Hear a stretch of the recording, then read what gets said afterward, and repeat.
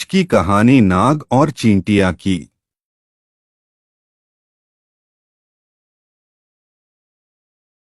एक जंगल में एक नाग रहता था। वह रोज चिड़ियों के अंडों, छिपकलियों, चूहों, मेंढकों, खरगोश एवं छोटे छोटे जानवरों को खाता रहता था।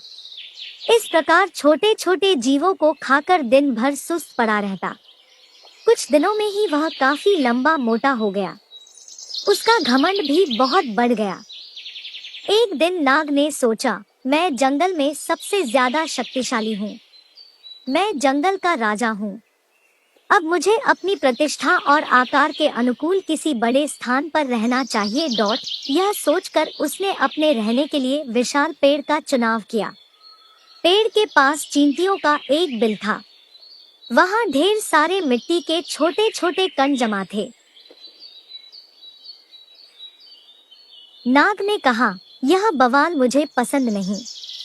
यह गंदगी यहाँ नहीं रहनी चाहिए। वह गुस्से से बिल के पास गया और उसने चींटियों से कहा, मैं नागराज हूँ, इस जंगल का राजा।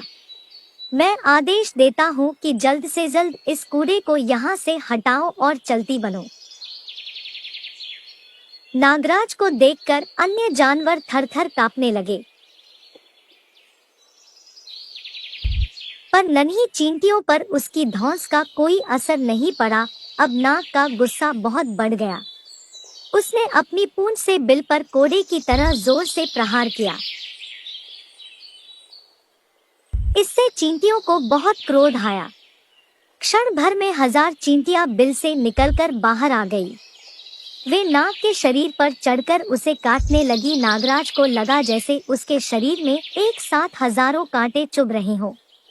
वह असह्य वेदना से विह्वल हो उठा। असंख्य चींटियों से वह घिर गया था। उनसे छुटकारा पाने के लिए वह छटपटाने लगा, मगर इससे कोई फायदा नहीं हुआ।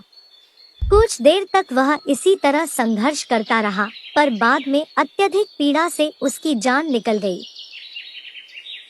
शिक्षा किसी को छोटा नहीं समझना चाहिए। व्यर्थ के घमंड से विनाश हो जाता है।